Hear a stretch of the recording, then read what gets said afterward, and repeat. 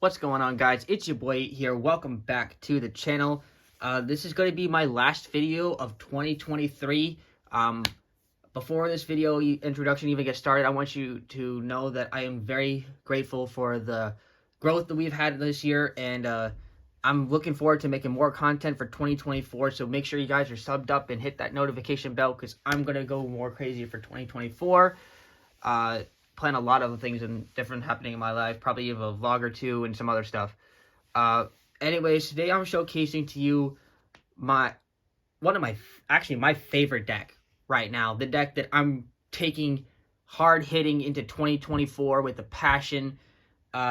This deck is going to be off the bat my favorite. I never had touched Phantom Knights a day in my life until I heard that the Horus cards were coming out, and I picked the Phantom Knights up. I started playing Phantom Knights with Phantom Knight Horus Adventurer, hated Adventurer, moved from Adventurer to Diabellstar with Isolde. Ban list got hit, so I took out Isolde, I took out the Diabellstar, and then I put in Bystials, which is the list we ended up here to have today. And this has been, well, really, I've been playing Phantom Knights now for ever since the day that really got happened. This deck has grown on me, and the last I played 3 tournaments consecutively, being Thursday, Friday, and today. So this is right off the press that I played this exact list. 3 days in a row now. Thursday night, I ended up getting 2nd place. Friday night, I ended up at 9th place, but that was out of 30 people.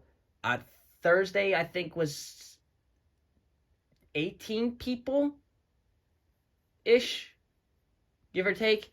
And then today, Friday, was only a small 10-people tournament. Not many people showed up today because apparently everyone's out there doing holidays.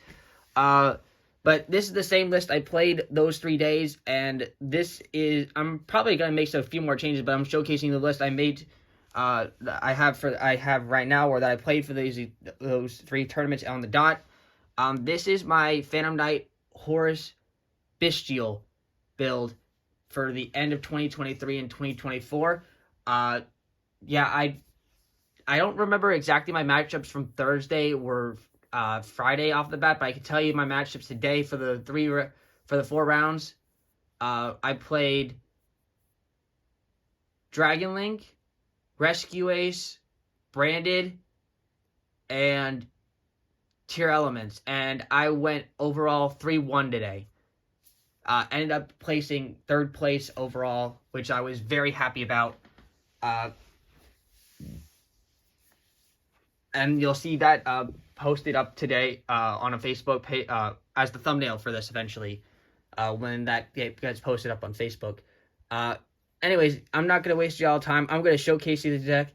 This is going to be my first time showcasing a Phantom Knights build on my YouTube channel. So I'm going to do some video explaining. If you guys go on, this ends up being a longer deck profile. I apologize in advance. I will be also doing a test hand at the end of this video as well. So yeah, I'm going to get started. If you guys enjoy this deck profile, like I said, leave a like and subscribe. Yeah, let's get right on into it. I have this broken down into monsters, spells, and traps. It is a clean 50 cards on the dot.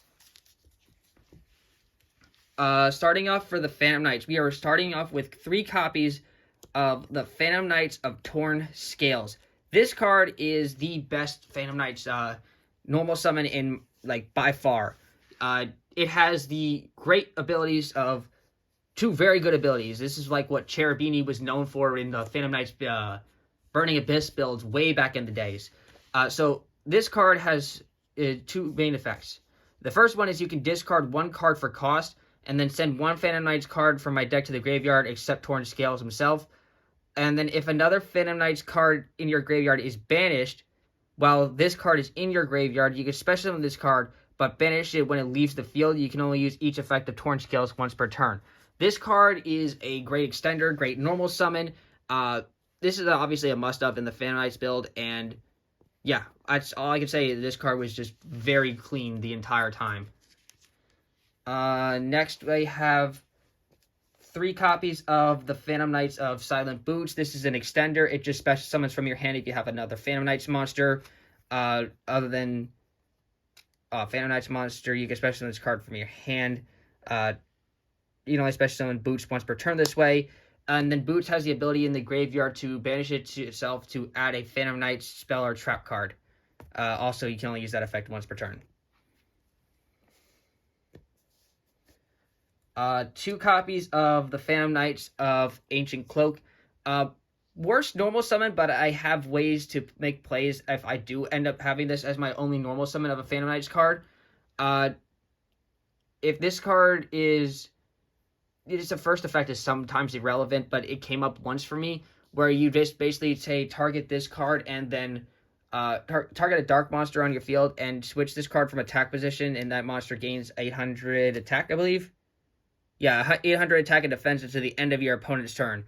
And you can also banish this card from your graveyard to add a Phantom Knights monster from your deck to your hand, except Ancient Cloak, and again, once per turn, each effect. Yeah, the Ancient Cloak is the main combo with the Phantom Knights. If y'all don't know how Phantom Knights work, it's very simple, honestly.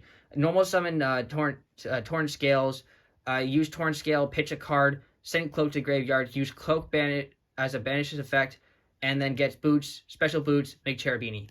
That's basically the simple route. Yeah. I also would never play third copy of Cloak. I tried it out, never like it. I also think Stain Greaves is a terrible card. Well, not terrible, I just don't think it's meta relevant or needed at all for the build. Then we have 1 copy of the Phantom Knights of Ragged Gloves. This card just says, basically, I banish this card and then choose whatever other Phantom Knight card I want in my deck and put it in the graveyard. So it's just really filters out which one I want. Sometimes I'll use this as one of my main sends to send off of the Phantom Knights of Rusty Bardige. So that way I can choose, just send that and then set a trap, and then that lets me banish Ragged Gloves here to summon back Torn Scales and just get an extra summon, which probably will lead into my Phantom Knights of Breaksword, and then I pop a card with Bardige and so forth. This deck is just right up my ADHD autism alley. I love this deck with a passion. And then we have an Honorable Phantom Knights, which is considered a Phantom Knights card and Raid Raptor at all times. This is a copy of Raider's Wing. This card is like an extender. It's also has an interesting effect that in a dark monster that has this card as a material, basically just can't be targeted by card effects.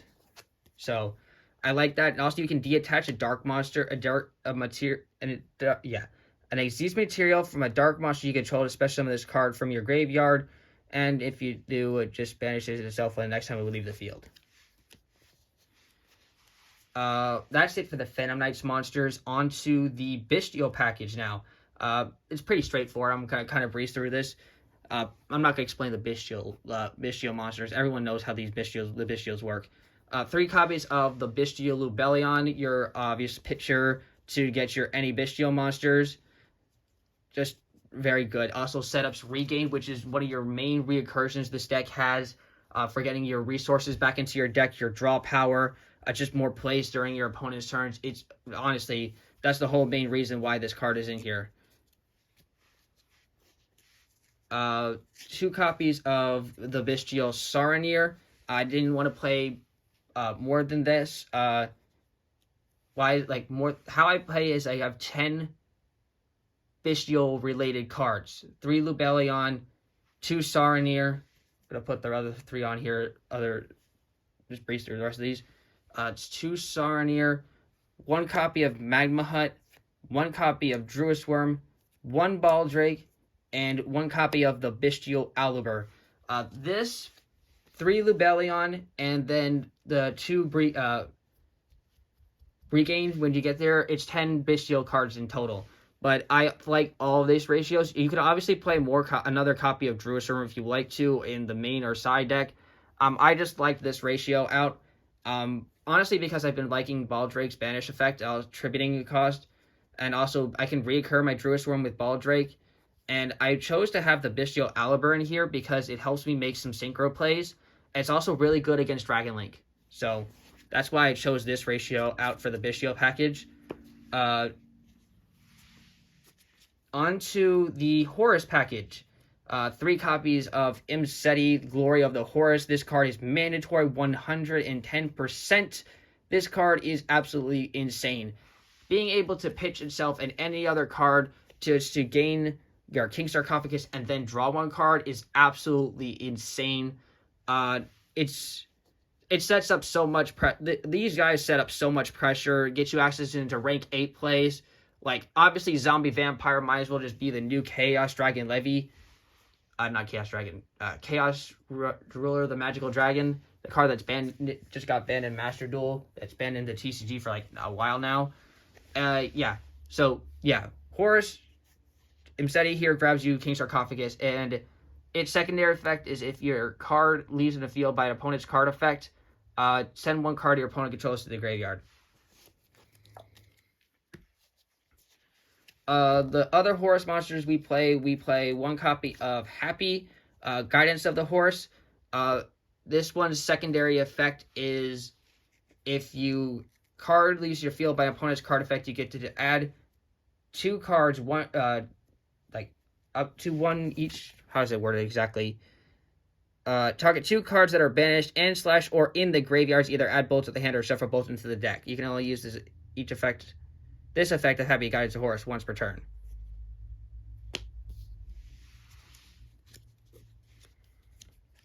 And the other one we play is Dwell Motif.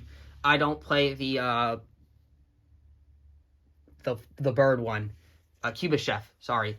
I couldn't think of the name off the top of my head. This card is leaves the field by opponent's card effect. You draw cards equal to the number of monsters you have in your main monster zone with different names.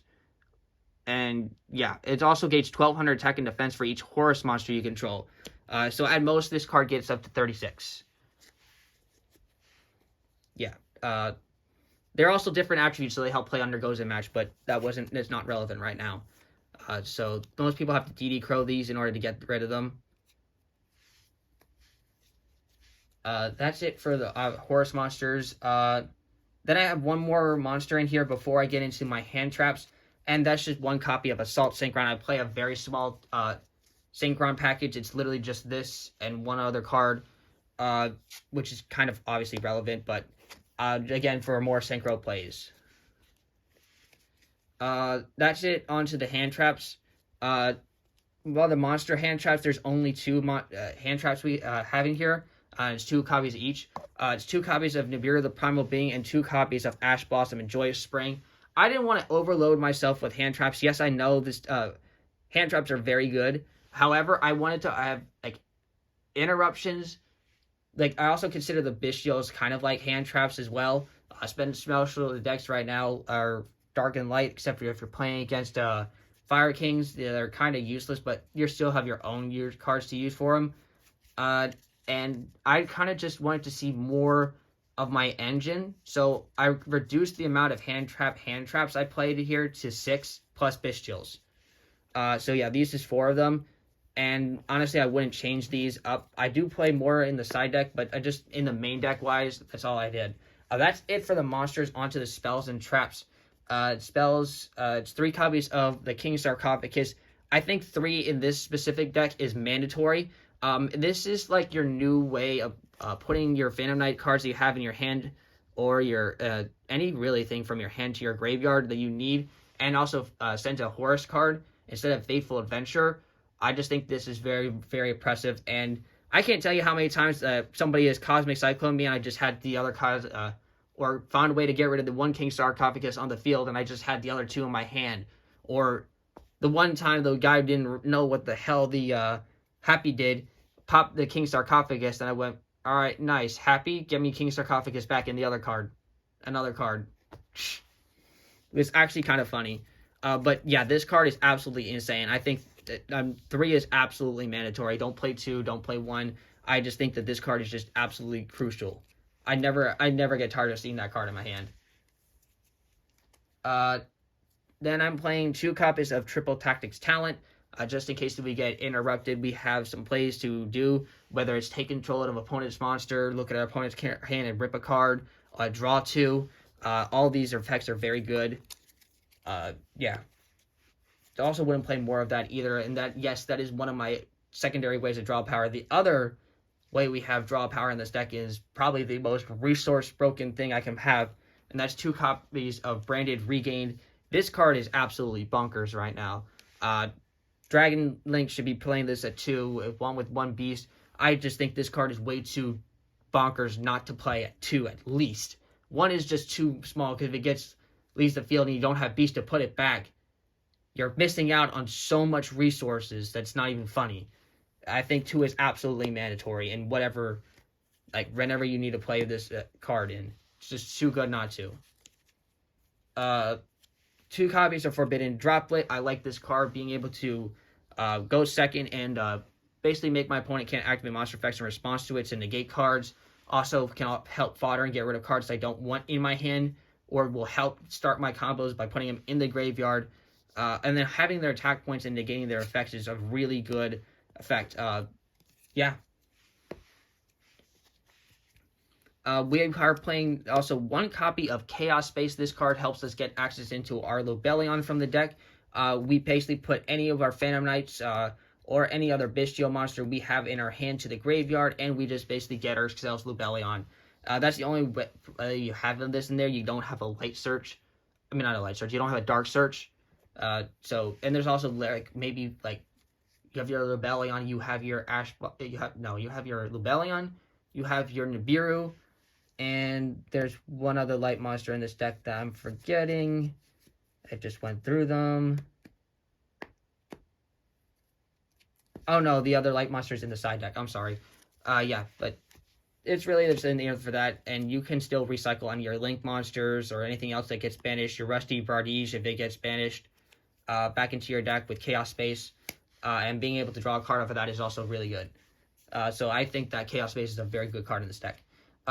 When we are playing the 1 copy of Tuning, obviously, to search our copy of Assault Synchron we have in our deck, also can act as another a mill sort of ways, and help sometimes maybe kickstart plays. I didn't want to see this card too much, because I also wanted to see my Phantom Knights cards, but I do think that playing it is nice. I also don't like the fact that this also could get ashed sometimes, but I do like the occasional mill that this card can provide. Then we are playing a copy of the Phantom Knights Rank Up Magic Launch. This card has a special there's a special combo that this will that you use to get this, and it will basically lock your opponent of summoning level 5 or higher monsters.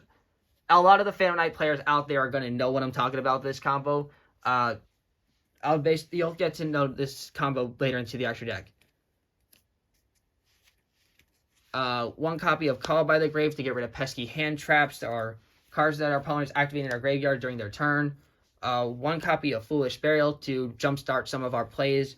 I could use this, send a copy of Cloak, and then Cloak get me access into there. It's just really good kickstarting. Also can send Saronir, and Saronir will then mill Lobelion. It's just really good to get access into more plays. And then just 1 copy of Reinforcement Army to also search any of our Phantom Knights. That's it for the spells. Onto the remaining 6 cards of the deck, and that's traps. Then we are playing 3 copies of the Phantom Knights Fogblade. I think 3 is absolutely mandatory. I can't tell you how many times I've needed the extra resources that the 3 copies of Fogblade have provided me, negating monster effects. There are times where I had all 3 set on the field. I searched 2. 1 was from Rusty Bardige, 1 was from Boots, and then I had the 3rd in my hand just because I was drawing it, and my opponent just could not out 3 copies of Fogblade. And the only one effect of Fogblade that's once per turn is banishing a summon 1. A Phantom Knights monster from your graveyard. That's the only effect that's once per turn with this card. It's so good. And then 1 copy of Phantom Knights Wings. Giving the 500 attack and having it helping prevent can destroy has come up for me pretty often. I just think this card is better than any of the other Phantom Knight cards I could possibly play. So for that reason, I chose it. And then the last I'm playing is 2 copies of Infinite Impermanence to round off our deck. Infinite Impermanence is just self-explanatory. It's a very good hand trap. That's it for the main deck. Next, I'm going to showcase you guys the extra deck, and then we'll get into the side deck, and then we'll play our test hands. So, starting off for the extra deck, we're going to start off with the Link Monsters.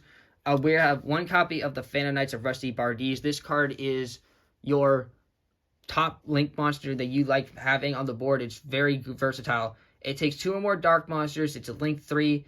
During your main phase, you can send one Phantom Knights monster from your deck to your graveyard and set one Phantom Knight spell or trap from your deck. And if a Dark Xyz monster is summoned to a zone this card points to, you can target one card on the field and destroy it. You can only use each effect of Rusty Bardies of Phantom Rusty Bardies once per turn. This card also cannot be used as Link material. Can be used as every other kind of material, just not Link. But that rarely comes up. This card is just absolutely insane. I love this card, honestly, with a really bloody passion. There were times when I have tried 2 copies of this card, but after a while I just said, nah, I never really needed to. There was one time, maybe out of all my times playtesting this deck, that I was using 2, and that 2 actually came up because it was banished face down from our opponent using Kashtira on it, but that was the only time. One copy of SP Little Knight, just absolutely bonkers. SP Little Knight is just going to rule the entire format of 2024 until this card gets hit. One copy of IP Masquerena can help make SP Little Knight during our opponent's turn, can help turn our Bardies into an effect that can't be targeted or destroyed by card effects. With IP is very clean. Sometimes I even use IP just to really put cards on my field into the graveyard when I need to empty out some zones. Yeah. One copy of Cherubini, Ebon Angel of the Burning Abyss. We use this to use it with 2 level 3s, send any level 3 one to our graveyard's cost to give this card attack. Fun fact, if this card tries to get run over and we just send one card we control, one monster, send one other card you control to the graveyard instead to prevent this card from being destroyed by our card effect. And I'm pretty sure that its effect is that you can only use that. That's not once per turn. It's the secondary effect that you send to mill. That's once per turn. The protecting send one card to, if this card will be destroyed by our card effect, is not once per turn, as long as you have other cards to send. And then the last Link monster we have in the deck is kind of controversial, and I don't see a lot of people playing this, but specifically for my version, if I really, really just open up one copy of Ancient Cloak or something terrible, I just make Almirage and then make SP Little Knight is what I usually do. So yeah, that's it for the Link monsters. It's just 5 clean Link monsters. Then I'm going to showcase you the Synchro monsters. We have 2 in here. Excuse me. There they are. That card comes up later. We have 1 copy of Supreme Sword Sovereign Chenying, or I like to call him Chungus Bungus, and 1 copy of Bystial Despatter. We only have playing 2 level 10 Synchros in this deck. Ways you make this are with the Bystial Aliber plus a Bystial, or the Bystial level 6s, or you have your Assault Synchron plus your Lubellion, just to make this. Chungus Bungus is absolutely insane. This card allowed me to out Mech Knight Crusadia Avramax. This card allows me to out Axis Code Talkers, giant-ass Nibiru tokens. Pretty much any big problematic monster except for Boral and Dragon, this card has completely outed for me. Yeah, and then the Bystial Despatter is pretty much self-explanatory. Being able to summon this card back with the effect of Regained is absolutely stupid. Summoning your Phantom Knights that are banished, putting cards cards back into the deck to negate cards. This card is just absolutely stupid for a billion reasons. And anytime I'm playing Bystials, I'm pretty much playing Despatter in the deck, or finding a way to put it in there. Now we get on to the Xyz monsters. I kind of already spoiled one of them for you, and that's the Zombie Vampire. The best Chaos Ruler is just, man, I like making this card and just sending some cards. Even against tier, the tier nowadays is not that not heavily prevalent, but still, yeah, I just think this card is absolutely crazy. And then the other Xyz 8 I'm playing in this deck is one copy of Dengirsu, the Orcust of the Evening Star. No, I do not play an Orcust engine in this deck. However, I do have access to the Orcust stuff now. I'm getting my hands on some of it. I just got myself Horpor and Wonder Wand right now. I'm trying to find Nightmare and Symbol at the moment. Probably got to order them. But the card, this is the reason why I had Orcust in the Evening Star in here over any other level 8 Xyz monster I can have right now, is because I liked having the ability to send one card my opponent controls to the graveyard. And also, it takes like 3 attacks really to get over this if they don't have much. Because if this card would be destroyed by our card effect, you send you attach one material from this card instead.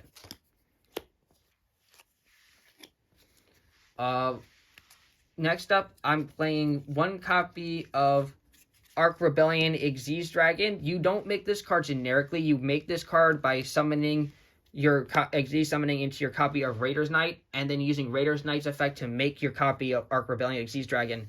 This card can get up to over 1,000 attack easily. Just because when you detach an Xyz material from this card gains attack equal to the combined attack of all other monsters on the field, and negate all other monsters' effects of this card as a dark Xyz monster as a material, and this is the only card that can attack the rest of the turn. So yeah, this card is just a crazy game ender. Like, you can surprise the hell out of things and make this card like hella late. Yeah, and Raider's Knight here is just pretty straightforward. It's the one card how you get into Arc Rebellion Xyz Dragon. By the way, the monster you summon with this, I believe, would have to be destroyed. Yeah, but destroyed your opponent's next end phase. Arc Rebellion Xyz Dragon cannot be destroyed by card effects, so it never gets destroyed. That's the beauty about this, and I never have to worry about that. Then I'm playing 2 copies of the Phantom Knights of Breaksword. This card helps me get rid of cards my opponent controls, and also set up for the Raider's Knight play, which is the main way I can do this. For the secondary effect is if this card is destroyed by battle or card effect. Yeah, you target 2 Phantom Knights monsters in your graveyard, special summon them, and increase the levels by 1. You cannot special summon monsters shape the rest of the turn except dark monsters, which is very fine. Yeah, just make sure you don't summon this card under your Cherubini, otherwise they're not going anywhere, because Cherubini will prevent them from being destroyed by card effects. So when you're trying to do this play, just make sure you don't summon under Cherubini. I got hit by that when early times when I was playing this deck. Then we have one copy of Levianir, the Sea Dragon. This card is very good, being able to summon back a banished monster. Also really early of making SP Little Knight. If I go, my opponent goes Nibiru. I go SP Little Knight, banish some things, then they Nibiru before that happens. Because you can do SP Little Knight before summon 5 if you make Levy. It'll be literally the 5th summon, I believe, will be the SP Little Knight. And then the last card which you make off of the Rank Up Magic launch is one copy of Evil Swarm Ophion. This card reads 2 level 4 E-Swarm monsters. We play no E-Swarm monsters, so that's the only way you make this card. And while this card has Xyz materials,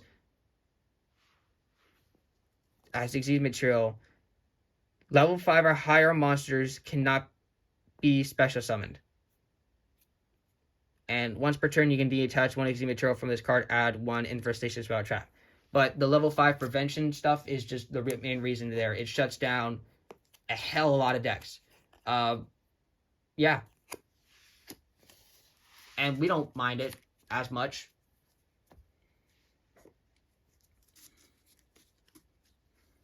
That's it for the extra deck. Now let's get on to the side deck. This is also player's choice. Build this to your locals. And whatever tournament you're going into. I'm personally playing 3 copies of Effect Veiler. I'm going to breeze through this. 3 copies of Droll and Lockbird. 2 copies of Dino Wrestler Pranker Tops. Now that this card is back at 2, it's a very good board breaker. A very good going second card. And or going, like, just in general, being able to break cards for opponent controls and force their pop interruptions. 2 copies of Fantastical Drastic and Phantasmate, another card you can add off for Mirror Jade. Being able, when you're summoning Link monsters, helps fix hands. 1 copy of Harpy's Feather Duster, 2 copies of Evenly Matched, and then 2 copies of Summon Limit to round off our side deck. Yes, Summon Limit can be controversial to your build. However, I think it was absolutely necessary for me playing this card, especially since my locals, there's a lot of Dragon Link players and other stuff like that, and I think Summon Limit just puts the brakes on a lot of those turbo decks. And if the 90% of the time, since we're putting this in going first, I'm already making a board and then setting Summon Limit. So I'm never really afraid of playing into it. Yeah. All right. Now let's go ahead and I'll power shuffle this up real quick here for you guys live, and then I will perform a test stand to round out for this video.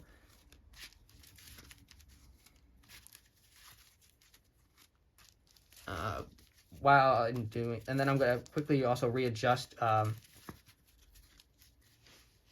my camera real quick so you guys can see the rest of the field.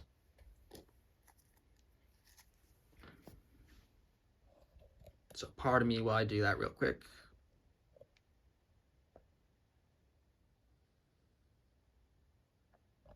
There we go.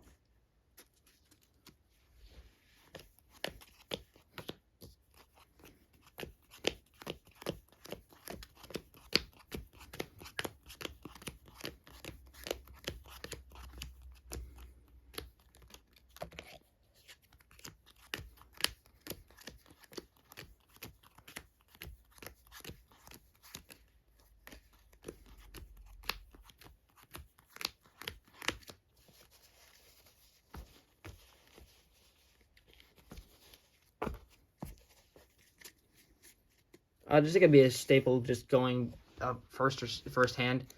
Just really to show just what like some of the hands can turn out to be.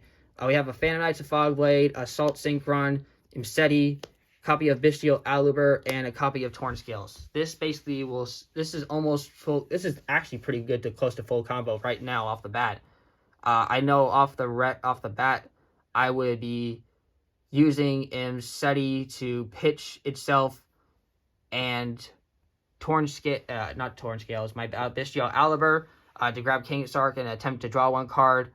Then we would normal summon Torn Scales, pitching the copy of Fogblade or whatever possible card we drew, sending a favorite copy of Phantom Knight, Ancient Cloak to the graveyard, banish Cloak, summon Boots, to grab Boots, summon Boots, make Cherubini go off with some other plays, and then we could even round off the turn with our Boots left over in the graveyard still.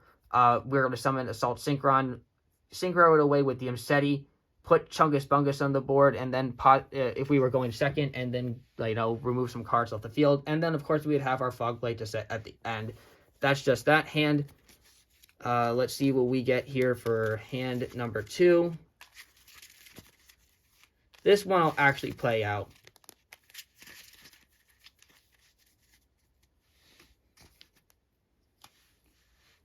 Fogblade, Lubellion, Saronir, and Ragged Gloves. This is a good hand example for why you're going to need a copy of Almirage.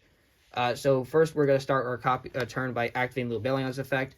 We are going to go ahead and grab ourselves a copy of Magma Hut.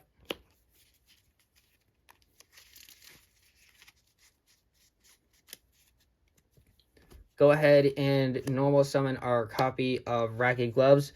We're going to link away Ragged Gloves and make our copy of Salamangreat Almirage in the extra monster zone. And then we now have our Dark Monster in the graveyard. So we're going to go ahead and banish our copy of Ragged Gloves in the graveyard. And we are going to summon our copy of the Bystial Magma Hut. And then we're going to attempt to activate the Bystial Magma Hut's effect to resolve during our end phase. Tribute off the Magma Hut, summon Lubellion. And then use Lubellion's effect to place Regain face up in your spell and trap card zone.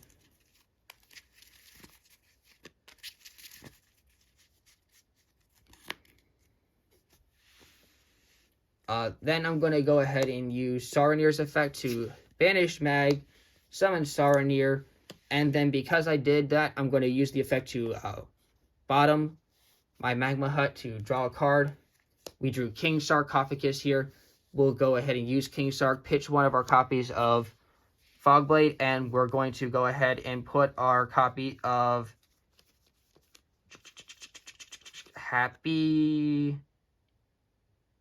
in the graveyard. Summon back Happy. I could have sent him Seti to like use that. Plus Almiraj. I can't, and I tried to go into like Rusty Birdies, but I'm not trying to do much here more than that. This is more than fine, honestly. And then we just have our copy of Fogblade to set here. We could take our Saronir now and Almiraj and make our SP Little Knight, which is not terrible as well.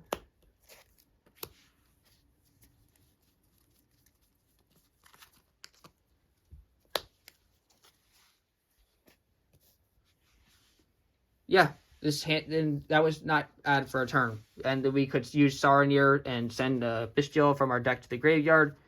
I would probably pick my copy of...